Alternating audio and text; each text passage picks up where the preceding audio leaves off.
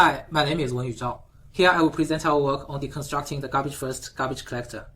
This is not a typical system talk where a new system is presented. Rather, it is a historical reflection and engineering breakdown of an important but not well understood algorithm.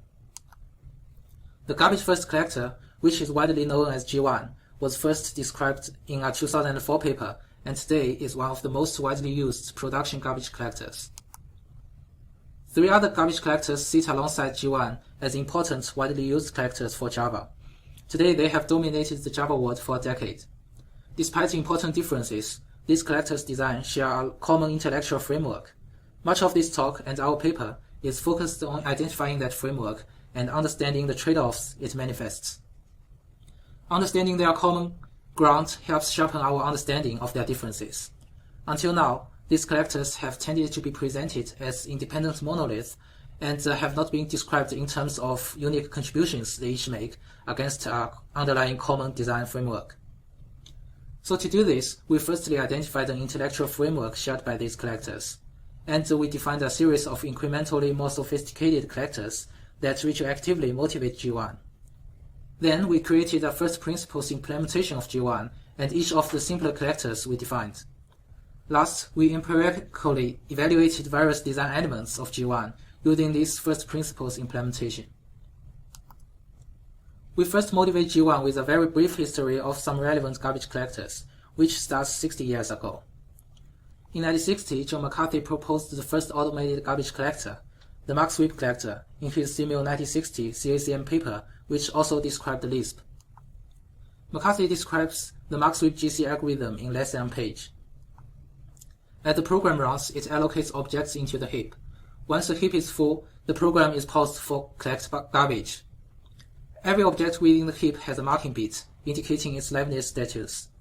The collection starts by marking all the heap objects reachable from the program routes, such as stacks and registers. Then the algorithm performs a transitive closure to mark all the objects that are reachable from the routes. Once marking is complete, all root reachable objects are considered as live. Any object that is unmarked is unreachable. Their space is reclaimed by adding it to free lists of free memory. The program is then resumed and subsequent allocations are serviced by searching free lists for suitably sized memory. This was the first fully automatic garbage collector, and is still used today. However, because the collector never moves objects, it is subject to memory fragmentation and bad locality.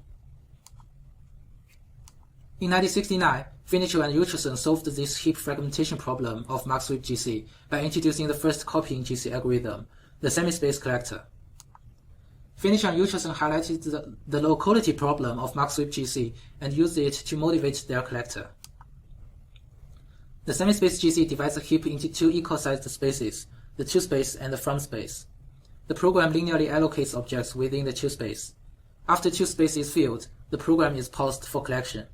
The to-space and the from-space are swapped. Then the collector performs a transitive closure, starting from the roots and recursively copies all the reachable from-space objects to the to-space. Finally, the program is resumed and continues allocation within the new to-space. So this algorithm has excellent locality and trivial allocation process. It just bumps a pointer. It is a strictly evacuating collector, meaning that it only reclaims space by evacuating live objects into another region. This approach leads to 100% space overhead. To avoid such high space overhead, GC designers started to split the heap into more regions. In 1985, Lang and Dupont proposed such algorithm. It combines the features from both Max Sweep and semi-space GC. Their GC manages the heap as a set of equal-sized regions. One of these regions is always reserved by the collector. Initially, the program linearly allocates objects within the regions and triggers a GC when the regions are exhausted. The collector then selects a region for evacuation. Then the collector performs a full heap trace starting from the roots. The trace marks all the live objects in the heap. When a live object is discovered in the selected region, it is evacuated into the reserved region. Otherwise, it is marked in place. Then the selected region is reclaimed. For the other regions, unreachable memory is placed on free lists, just like Max Sweep GC. When the program resumes, it continues allocation either by linearly allocating to new regions or using free lists. The collector combines the features of both semispace and mark sweep. It avoids the 100% space overhead of semispace and systematically removes the fragmentation problem of mark sweep GC. However, this collector is still a fully stop-the-world collector. Although the authors discussed concurrent variants in their paper, they don't appear to have implemented them. In 1992, Hansen and Morse proposed another region-based collector, the Mature Object Space GC. Here we call it Morse. It is also known as the train algorithm. Like Lang and DuPont, it starts with unfixed-sized regions and triggers a GC when the space is exhausted. Then a targeted region is selected for collection. Unlike Lang and DuPont, the scope of the collection is limited to this region. First, the collector evacuates root objects in the selected region. During program execution, each region maintains a remembered set, which records the locations of all pointers into the respective region. At collection time, the collector scans the selected region's remembered set to evacuate these externally referenced objects. Then it completes the transitive closure to evacuate all the remaining reachable objects in the selected region. After that, the selected region can be reclaimed, and the program continues execution and allocation. However, most must make the conservative assumption that objects referenced from the remembered sets are live. Unless special precautions are taken, this conservative assumption will prevent cross-region cyclic garbage from being collected. Most has some special rules that are carefully designed to avoid such problem. So most has excellent locality and trivial allocation process. By using remembered sets, most can independently collect any region without performing a full heap trace. Most is also a stop-the-world collector and is strictly evacuating. But most completeness is non-trivial, because most has no full heap trace, so it must introduce some complex rules to avoid the problem of cross-region cyclic garbage. However, G1 uses a full heap trace to avoid such problem. So from the glimpse at some historical collectors, we see that first, non-moving garbage collectors suffer heap fragmentation. Second, Lang and DuPont and Morse GC successfully avoids the heap fragmentation problem without causing significant space overhead. Specifically, Lang and DuPont GC mix the features of semispace and mark sweep, while Morse performs incremental copying. As garbage collected languages become much more widely used, the demands placed on collectors grew, and the challenges for GC designers changed. Applications were being run on much larger heaps and much larger platforms, while performance being increasingly important, including throughput and responsiveness. To face these challenges, new collectors were designed. Among them were the strictly evacuating region-based collectors, like G1, Shenandoah, C4, and ZGC. Before moving to the G1 collector, we described two of the collectors mentioned in our paper which help us understand G1 and the related collectors. We start with the SIM collector, a very simple region-based strictly evacuating collector, which takes design elements from Lang and DuPont and Morse GC. Like Morse and Lang and DuPont, the program using SIM linearly allocates objects within the regions and triggers a GC when the heap is exhausted. Unlike the other collectors, SIM first conducts a full heap trace for the purpose of identifying the amount of live data in each region. This approach was introduced by G1 and is the key to the garbage-first element of the G1 algorithm. The first trace allows the collector to optimally identify the set of regions to collect. It can then select the most profitable set of regions for evacuation, knowing the amount of live data and the space available for copying. Then the collector performs another full heap trace to evacuate live objects in these selected regions. Because it performs a full heap trace, even when evacuating just some of the heap, SIM does not need to using remembered sets, and nor does it suffer from the problem of cyclic garbage suffered by Morse. Once evacuation is finished, the selected regions are freed. The freed regions can then be used for further allocation after the program resumes running. Like semispace GC, the SIM collector has the advantage of excellent locality and trivial allocation. However, SIM has two stop-the-world full heap traces, one for identifying evacuation targets and a second for performing evacuation. Like semispace and Morse, SIM is a strictly evacuating collector. From this comparison table, we can see both Lang and DuPont and SIM GC use single-level fixed size and the region-based heap structure. Both of them use stop-the-world full heap trace for marking and evacuation. The principal difference is that SIM is a strictly evacuating collector. CRE is another of the simple collectors we synthesize. It extends SIM by adding concurrency to the first trace. The allocation process is the same as the SIM collector. Prior to each GC, before memory is exhausted, G1 performs a concurrent full heap trace to mark live objects and identify profitable targets for evacuation, following G1's garbage-first approach.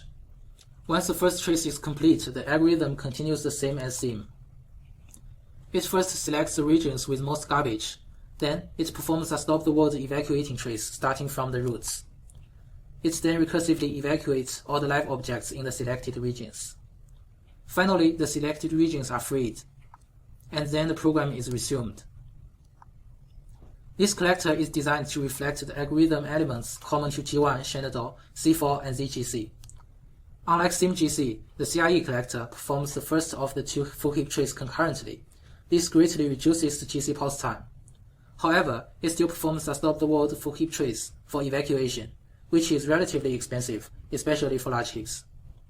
Each of G1, Shenandoah, C4, and ZGC introduces different technologies to avoid this drawback. From this table, we can see CRE is just a collector that adds concurrent marking to the SIMGC.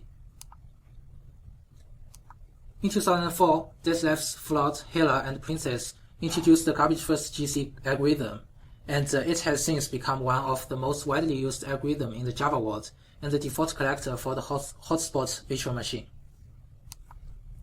The key difference between G1 and the CRE collector is that G1 uses remember sets to avoid always performing a full heap trace when evacuating. Like CRE, SIM, and MOS, objects are sequentially allocated within the regions. While the program is running, the collector concurrently marks objects within the heap, just as CRE did, and selects the most profitable regions to collect. Then the region is stopped, and the collector starts to evacuate objects. First, the collector selects the regions to be evacuated. Then the collector evacuates all the root reachable objects and moves them to the available region. Unlike CRE, G1 can omit this trace at certain collections and behave generationally, just selecting the most recently allocated regions rather than those with most garbage. Unlike CRE, each G1 region has a remember set to record external pointers. The collector evacuates all the externally referenced objects in the selected regions by scanning these remembered sets. We skip over interesting details of the design of G1's remembered set, which are discussed and evaluated in our paper. With the root and remembered set objects are evacuated, the collector completes the transitive closure to evacuate all the remaining live objects in the selected regions. By the end of the GC cycle, all live objects in the selected regions will have been evacuated. The selected regions can then be freed, and the program is resumed for execution. Like CRE, G1 performs a concurrent trace, has high locality and trivial allocation process. G1 still performs stop-the-world evacuation, but unlike CRE and SIM, G1 avoids a full heap trace for evacuation. It does this using remembered sets, which also allows it to be optionally generational. In addition to CRE, G1 uses remembered set-based evacuation instead of full heap trace. G1 has an optional generational collection setting, which we discussed in the paper. If we further expand this comparison table, we see how Shenandoah, C4, ZGC relate to G1 and the other collectors. They are used fixed-size regions, or depend on a full heap trace for completeness, and are all strictly evacuating. This also allows us to crisply identify the differences between the algorithms, which principally relate to how they implement concurrent tracing and concurrent evacuation, and whether they support generational collection. These differences have significant impacts on the performance and scalability of the algorithms, notwithstanding the common framework on which they are built. We now discuss our analysis of the G1 collector family. We just provide an overview in this talk. Please refer to our paper for more details. The implementation of our framework, including SIM, CRE, and the other collectors described in the paper, are done using MNTK and JAX-RVM. This provides us with a modular performant GC framework for such study, and currently other GC frameworks are not amenable for such studies. Although JAX-RVM is a research-purpose JVM, it is relatively performant. Bond recently showed performance to within 15% of OpenJDK. All of our experiments are run on machines with identical software configurations. We run our experiments on a Skylake processor. To assess microarchitecture sensitivity, we also ran our barrier experiments on a Sandy Bridge processor. We use 19 benchmarks from the Decouple and SpecJVM 98 suites, as well as the PJBB 2005 benchmark. Here we briefly discuss some of our experiment results. First, we measured the difference between sim and semispace. As discussed before, semispace is the simplest form of a strictly evacuating collector, so it is an ideal baseline to reveal the real GC costs of a region collector. This graph shows the total number of collections normalized to semispace. Because of SIM's low space overhead, it performs significantly fewer collections for most benchmarks. The average GC count of SIM is just half that of semispace. This graph shows the total GC time normalized to semispace. Although SIM does significantly fewer collections, recall that it must conduct 2 full heap traces for every collection, so the cost of each collection is considerably higher. These two effects nearly cancel out, but on average, SIM has 14% higher GC overhead than semispace, and this is a result of SIMs requiring 2 traces for every collection. Next, we measured the mutator time, which is the program running time less the GC time. This mutator time is almost the same, with only 0.6% difference. This result shows that region collector can also have great mutator performance without evacuating the whole heap. And here is a graph of the total program running time normalized to semispace. This includes GC time and mutator time. For most of the benchmarks, the total time of the 2 collectors has almost no difference. In average, SIM is slightly 1.5% faster than semispace.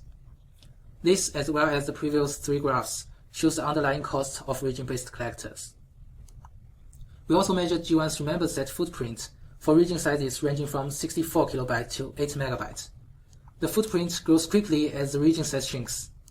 For the small region size, the footprint is so large that some benchmarks like PJBB cannot even run successfully. But as the region size becomes large, the footprint becomes very small. For 8 MB regions, the average footprint is only 2%. This graph shows the mutator overhead of different possible barrier implementations, normalized to variants without any barrier.